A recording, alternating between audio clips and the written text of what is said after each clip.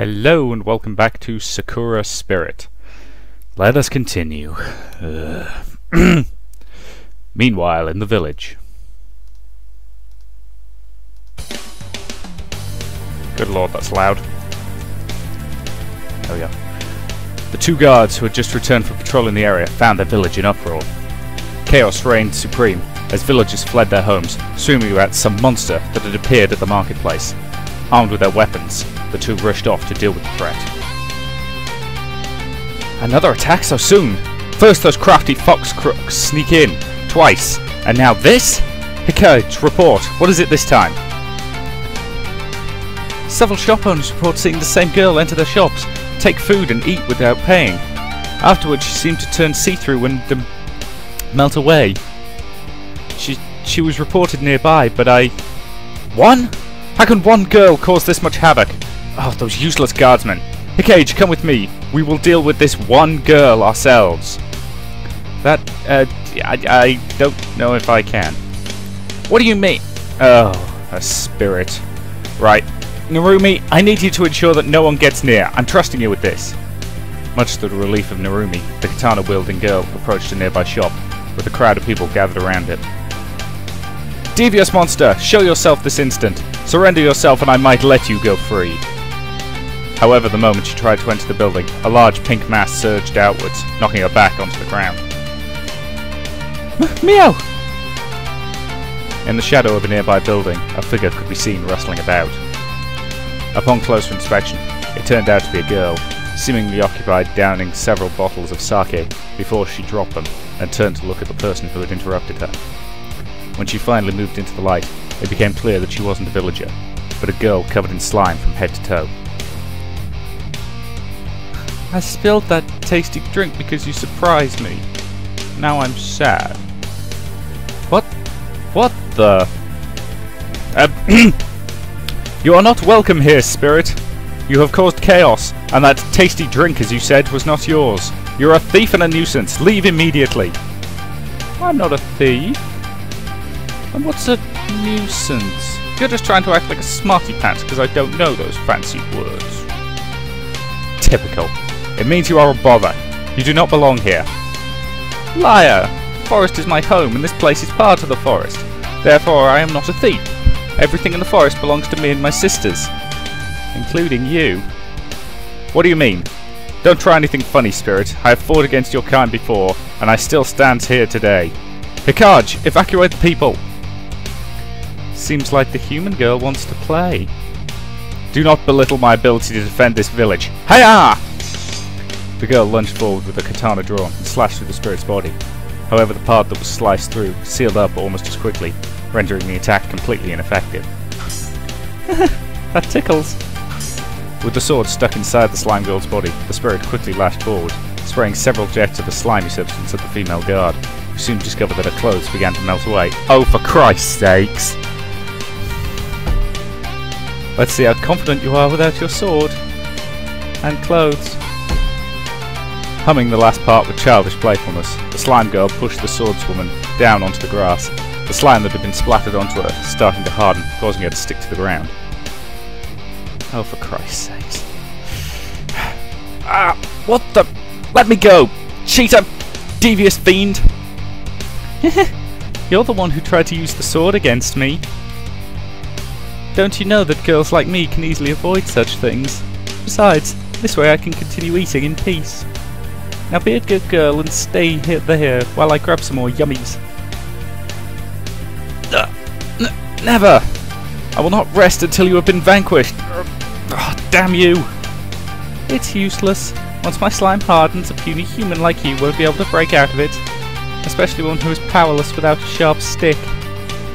I assure you I am more than just a monkey with a sharp stick. You will never break my stamina. You will not make me silent. Ah!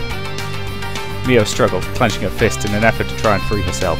The slime cracked here and there, but nothing indicated that it was ready to yield. Yes, you're a stuck monkey, but you're kind of loud. It's giving me a headache. The slime girl playfully tapped her forehead as Mio continued her desperate attempts to break free. Just answer me this. Why do you spirits target us? You could go anywhere. You could spend your days hidden deep within your forest, and yet you constantly attack us, constantly throw our lives around like they were nothing. But the forest is boring. There isn't anyone around to play with aside from my sisters. You humans are such a curious bunch. But it's no fun when you all raise your swords and torches and pitchforks whenever we visit. You know what else isn't fun? Having to rebuild our homes every time you visit. We do not want our lives ruined every time you're feeling bored and wish to play. We are not your toys, you monster. We are humans, proud and wise. Strong beings with souls and minds. We will not stand by idly as you terrorize our people. I'm not too sure about pride and strength. You do realize that if it wasn't for my slime, you'd be giving the villagers a show they wouldn't soon forget, don't you? That's not... You're the one who... My clothes... That's not important right now. If it wasn't for this goo, I would still have my clothes on. Fiend, monster, bratty little thing. Oh, so you want me to remove my slime? I guess you are kind of annoying with your nagging and all. Maybe I need to punish you a bit. The slime girl smiled mischievously at Mio, as the slime that covered the girl started to press, almost painfully so. This is nothing compared to what this villagers had to endure. I only came by to get some gummies. You're the one who decided to make a show out of it. You took from many shops without paying for it. Actually, maybe I should wrap you in a cocoon and drag you back to my home. Then I won't have to visit the village to play with someone. If that is what it takes, I would do anything to protect this village and the people in it. If you promise me that you will not return to this village, then I wasn't exactly in a position to make demands. Stop! You can't go in there! There they are. Miko-chan, go! Use your magic! Right! The sound of running footsteps came from the crowd, and suddenly the slime girl felt her body growing warmer. Small flame sparks seemingly floating around her body, causing her body to slowly melt. At the same time, from amidst the crowd, 3 figures appeared to keep the slime girl from her prey. 2 fox spirits, one muttering an incantation of sorts, while the other was holding some sort of ritualistic staff. Trailing behind them was the ninjata-wielding guard, accompanied by a young man. Please, Nomurumi-san, we're trying to help. I don't want to have to stop you. If you think you can save Mio, then... Okay, just know that if any funny business go down, I will chop your head clean off. Right. Oh, I hope the girls know what they're doing. Sakura, what are you doing here? You! Fox! While the slime girl was being distracted by the fox spirits, I ran over to Mio's side, using all my strength to pull at the slime that covered her.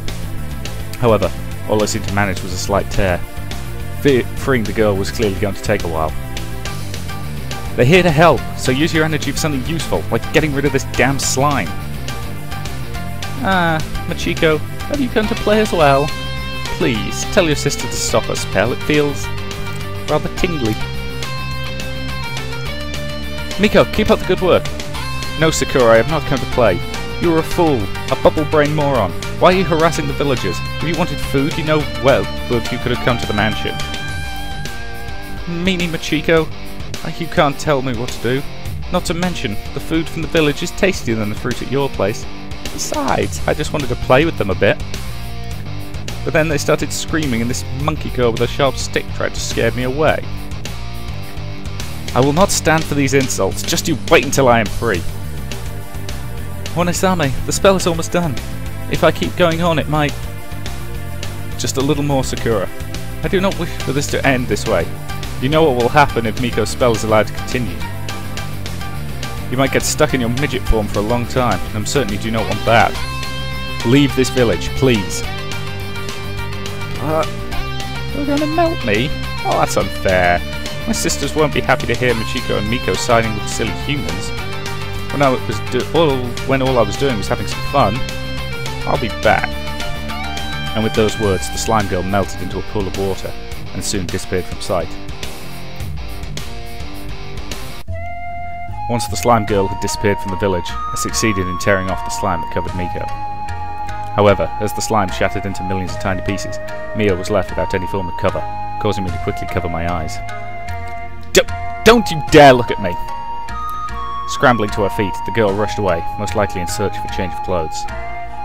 With the slime girl gone, the villagers turned towards the fox spirits with confused gazes. The tension in the air was thick, No one knew what to expect. Finally, a familiar figure emerged from within the crowd. It's a pleasure to finally see you again, Takakura-kan, even if the circumstances could have been better. What are you saying, Elder? The man is clearly in cahoots with the spirits. Wait a second, these girls just wanted to help. Wanasame, my head hurts. It's okay, dear, I'm here. Just hold on to me, tightly. I'll protect you. And so will Takakun. It's a trap! Silence! How dare you act with such hostility towards those who just saved your lives?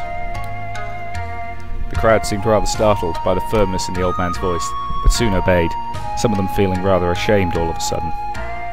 It is clear that you and your companions did not come here with ill intentions, Takakura-kun. I must ask you to forgive the people their nervousness and hostility.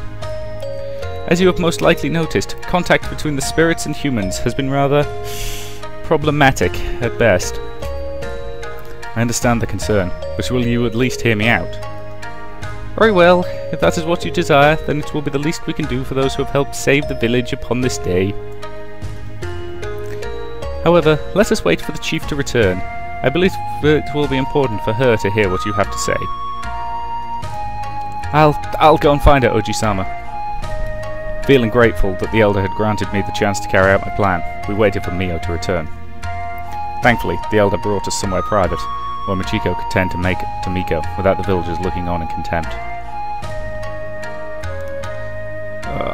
How many times are we going to have to say it? I am sorry, I froze, okay? I panicked. Your sword is stronger than my ninjado. What was I even going to accomplish by... That is unacceptable! I will reprimand... What are those creatures doing here? Elder-sama, this is highly unorthodox. She's highly unorthodox. Shh, Miko-chan. These are our guests, Takuni... Oh, for God's sake. These are our guests, Tsukino Dono. You shall treat them with the respect they deserve. Now take a seat and listen to their tale. That is an order. I understand, Elder-sama. First and foremost, let me express my gratitude for helping to save this village. While Tsuki Dono's brave attempt to stop the spirit allowed us to prevent further damage, I fear her fate would have been much worse had the spirit been allowed to continue its rampage. Therefore, from the bottom of my heart, thank you for saving Tsuki Dono and this village. Takahuro-kun, and thank you as well for your fox spirits. No problem. Su-chan told us to do it. Besides, Sakura's stupid smelly meanie pants. We humbly accept your gratitude, Elder-sama. Narumi-chan, Suzuki Dono. Thank you, Miko-chan, Chicha, Machiko-san. You really helped us out there. You've got more guts than me. That girl had me terrified. Have you not considered that they might be working together with that monster, and that all this was a ruse to sneak into the village and steal what little resources we have left? The elder sighed before his gaze sharpened, his tone surprisingly stern in comparison to how he had just been talking. His voice was so harsh that both girls visibly flinched at the sound of it. Mio, you seem to be underestimating the power of these spirits. If those three had joined forces, there would possibly have been no village left to defend. The man sighed deeply, shaking his head before continuing. You should be grateful. We would not stand a chance if all the spirits were to conspire against us. Do I need to remind you that we can barely stand our ground against even one of them? Elder-sama, you must understand. Due to my situation, I simply cannot pretend to be friends with a spirit. Not after everything they have done to us. But for now, I will at least remain silent on the matter. There is more at stake here than my personal feud. I know this, fox spirits. If I find either of you doing anything suspicious, I will personally find out whether my sword goes through you as ineffectively as it did that monster. There should be no talk of such things within this house. Now, Takahiro-kun, you mentioned that you wanted to tell us something. Could it be related to your younger companion's comment? I find it curious to hear her mention the name of an old spirit such as Jasuri. Actually, what I'm about to tell you is something that I learned directly from her. You mean you met her in person? I nodded my head firmly. There's a reason behind the spirit's attitude towards humans, and it doesn't strike you as odd that they're only spirits in this particular area. It is true that there have been no spirit sightings outside of this region, but what does it have to do with us? It has something to do with this region, apparently. You see, the spirits here aren't from this world. You mean to say... Takakun, what are you saying? We are spirits, but surely we are still of this world. Onosama, what does that mean? Tsuri told me you probably wouldn't remember it because of how young you were when it happened. But spirits have a world of their own. Some accident caused both worlds to merge temporarily. Then why aren't there more spirits around? The whole thing was apparently dealt with before it got out of hand, but a few spirits became trapped here. Miko-chan, Machiko-chan, and 4 other spirits were unfortunate enough to get stuck here. I think the Tsuri willingly came here to watch over them. You remember being with Tsuri for a while, don't you? That's none of your business. Su-chan took care of us for a while. Then she took us to the mansion and sort of just left us there. Now we can only visit her when she wants us to. What about these other 4 spirits? Even though she's a powerful spirit, Tsuri has to follow certain rules. Because of that, she wasn't able to reach the other spirits. I do not know what to say. I need a moment. Might I use another room to compose myself? I'll show you. I can take you somewhere and look after you to make sure you don't do anything fiendish and all that. Come on, Machiko-san, this way. When Machiko and Narumi left the room, I sighed and turned my focus back onto the conversation. Now, about the theft. Right. They did seem rather adamant about getting their hands on those for some reason. What was the purpose of that? Surely those girls have undergarments of their own. It was a simple mistake. I needed maiden silk for my spell. How was I supposed to know it was something other than the silky things girls wear? It was all a misunderstanding. None of them knew that maiden silk is another term for a wedding sash. Innocent, huh? They really thought that. They could have just used their own. Nah, that's what you're wrong. Onosama and I don't have any. You two. I think we should move on to another matter. Yeah, moving on. Tsuri suggested that we find a way to help you guys out. If we can make you trust us, we figured that maybe you would make us the sash. But why would you need such an item? Oh, silly man, I already told you. I need it for a spell. Miko-chan, this guy isn't a magician. He doesn't know what you're talking about. Basically, Miko-chan has been researching a spell that would allow her to travel to another realm. Why would she desire such a power? Imagine being stuck far away from this village. You don't have any way to return to your loved ones. To make matters worse, you're in a place you don't know with things unlike anything you've seen before. Now let's say you had the power that would let you go anywhere you want. Where would you go? Are you saying that... Yes. Even if they weren't aware of it, they must have subconsciously felt they were different from you. They only wanted to go home. Home. Kinda, I guess. I just want to cast the spell to see what would happen. Su-chan told me that if I ever felt like that, I should ask her first and go with it. So I did. And since she didn't warn me about everything, I figured it was just like any other spell. I think it's normal, Miko-chan. Whether it's humans or spirits, everyone wants a place they can call their own. A place where they are accepted for who and what they are. Isn't that right, Elder-sama? But you accept me for what I am, don't you, Takini? I would certainly feel sad if everyone ended up rejecting me simply because of who I am. Surely not all spirits are good at heart, but perhaps we have been too quick in labelling them all evil. For a moment I saw the Elder's eyes wander sideways towards the room Narumi and Machiko had moved to, and his gaze softened. Unfortunately, some of us have suffered quite a lot at the hands of spirits. It will take time for people to come to terms with those feelings, Takahiro-kun. Meanwhile, in a room off to the side of the main room, the guard lieutenant was watching over the older fox spirit, as she seemed to be in the grips of a minor panic attack. No, this can't be right, this can't be true. I'm from this world, this world! I belong here, don't I? Maybe you should sit down or lay back or something. I can get you a pillow if you'd like, or... No! Oh, you cannot possibly understand, you cannot know what it's like to have everything you knew your whole life just pulled out from under you completely. Actually, I do. What do you mean? It was a while ago now. I was still just a kid, maybe 5 years old. There was an incident involving those other spirits. I don't know exactly what happened, but there was a big fire and my parents got trapped inside and they never made it out. So yeah, don't tell me what I know, that I don't know what it's like to have your whole life torn apart. I'm sorry, I didn't know. I should not have known. That almost makes it worse. You should know. You should know exactly what it did to me, how it made me feel. But I don't know what you're talking about. Narumi, was it? Nuratan. What? That's what you used to call me, Chi-chan. You used to call me Nuratan. We used to play together almost every day. That's how you should know. I was with you when the incident happened and you don't even remember. The girl collapsed to one knee, clutching her head. I remember the village glowing orange. A young girl, younger, resembling you. Why could I not remember this before? Machiko? My head hurts. I remember seeing you cry. You screamed for your parents, and then you were calling out my name as I ran. I had to. The villagers, they wanted to catch us all, spirits. They didn't care that we'd been playing by the river all day. I couldn't explain it. I had to run. I can't believe it. Oh God, Nuritan, I'm so sorry. The fox spirit reached out to the guard, who pulled back instinctively. As she did, the pain seemed to disappear, and Michiko looked more relieved than anything. No, not yet. I can't just forgive all that. It isn't easy. But you did stand up to that slime the one you called Sakura. You risked your life for Mio and for the village.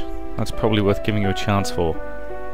I can't promise a miracle though, because she barely even listens to me. But I'll try and talk her down.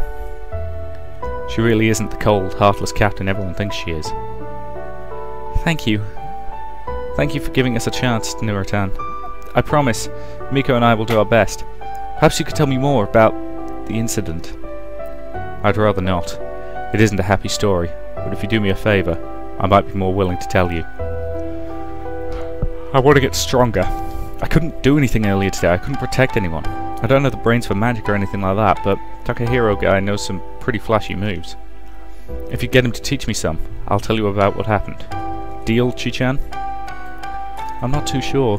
That seems a bit of an unfair deal on my part. Perhaps you could sweeten it for me, just a little? Always the charmer, huh? Alright, how about this? I'll tell you something about when we were younger. Like when we used to play together in the woods near the village. There's a little stream that we used to fish in. Sometimes you would sneak into the village with me, and we'd play pranks on the shop owners and knocking down doors and running away, silly kid stuff. You'd even show me your magic, your illusion abilities. But you said you didn't like doing it that much, because it made Miko cry. That's right. When Miko saw me transform for the first time, she got so scared she ran away and nearly hurt herself. How could I possibly have forgotten that? Narutan, thank you for telling me that. I swear I will get Takakun to help you. Thank you. The girl stepped forward once again, this time wrapping her arms around the surprised guard, who did not pull back. As the two women hugged each other tightly, the fox spirit began trembling. Hey, come now. We should probably get back to the others. They're probably wondering where we've gone. Forgive me for my absence. I must admit I did not expect such revelations. Takakun, have you explained the situation? Yeah, I think they get it now, but it's probably going to take a while for the villagers to accept you. I do believe it will be in everyone's best interest to see the true nature of the fox spirits. While I can't promise that friendship will be forged today, let it be known that from now on the fox spirits are welcome in our village and we will receive the same respect as any guest should. Thank you, Elder Sama. My sister and I are very grateful for your hospitality. However, the laws of the village shall apply to you three as well. Takahiro-kun, I believe it will be in your best interest to learn more about the village. Sasuke Dono, Naruma-chan, I leave him in your care. And try not to put him back in the cell, you two. You've got it, Uji-sama. We'll do our best. What about Miko-chan and Machiko-san? I would like them to stay here for the time being. We need to discuss what to do should the other spirits choose to return. Elder Sama, I would like to stay with you for that conversation. It is my duty to protect the village and those within it from any perceived danger. That includes you. I also believe it would serve me well to hear this firsthand. Of course, I expected nothing. Sasuke Dono, Naruma-chan, how about you take Takahiro-kun for a walk? You do not think this is a date, young man. You're going to need more than that show earlier to earn the right to date my granddaughter. The man laughed heartily as I blushed, smiling weakly. At least I wouldn't end up cuffed and brought to a jail cell this time. Maybe it would even turn out to be a pleasant experience. It didn't. Even the elements seemed to be working against the village today. Barely a minute into the walk, the skies let loose and we were both soaked through within seconds. Letting out a yelp, Narumi grabbed my hand and pulled me towards the nearest shelter. Ew, ew, ew! Oh, a rainfall this suddenly, that's just typical. Today went from bad to worse. I thought it would take more than a bit of rain to douse your warrior spirit. Warrior spirit. Yeah, I really had that by the bucketful today, didn't I? You sound different from the last time we met. He's aware that my voice acting sucks that much. Oh well. I was practically expecting to shout, "Ha! If you wanted to stop the great Narumi, you better bring up your act, Mother Nature. Send me a tsunami, an earthquake, or a tornado my way, and you might just stand a chance." Ooh, that was dodgily written.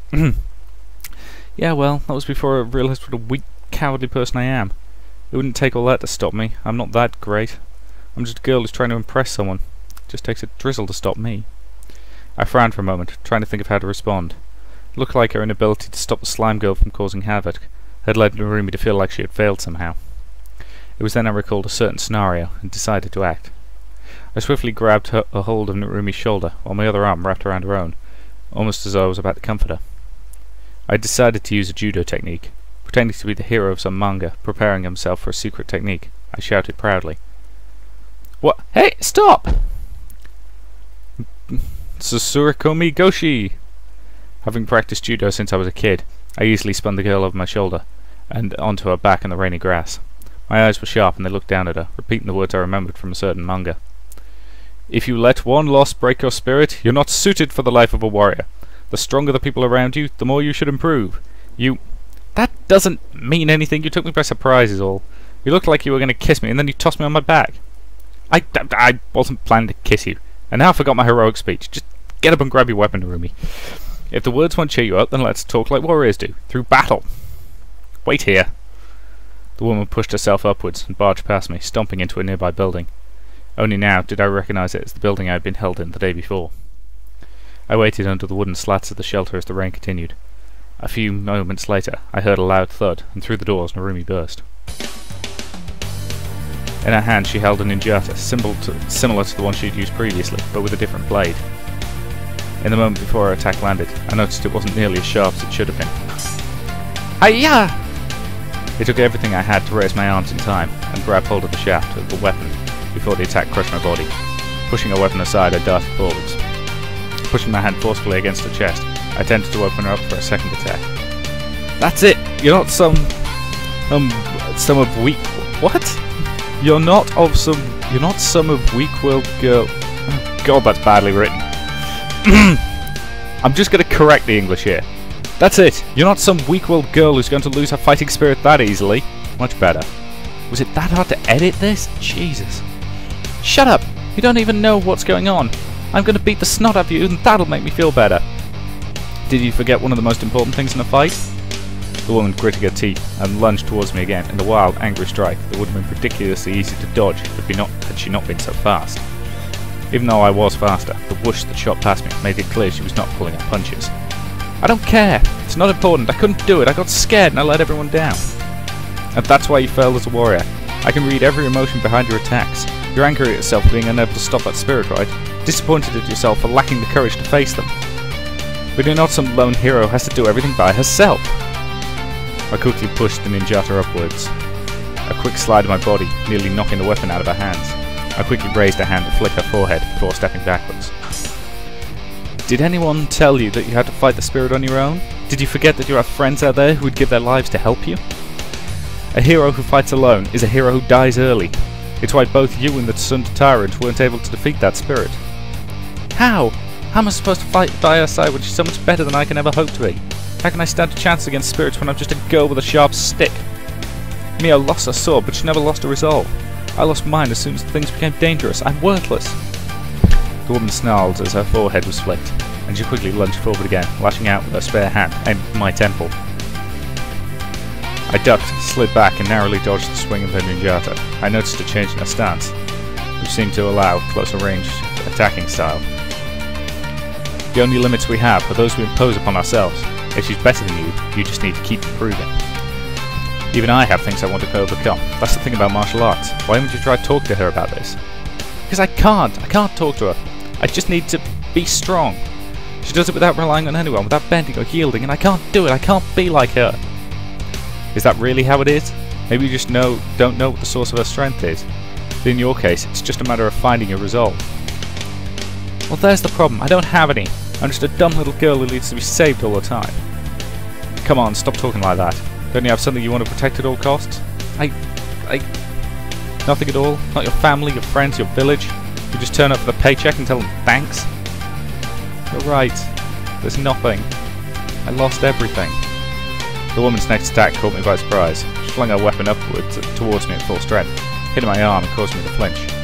As she turned away from me, she slipped on the wet grass. Before I had the chance to react, she scrambled to her feet and suddenly took off towards the forest. That to me seems like a decent point to end this video. So, people, we are now 2 hours into this game and I haven't done anything beyond skip past text boxes. Oh god, I'll see you in the next part.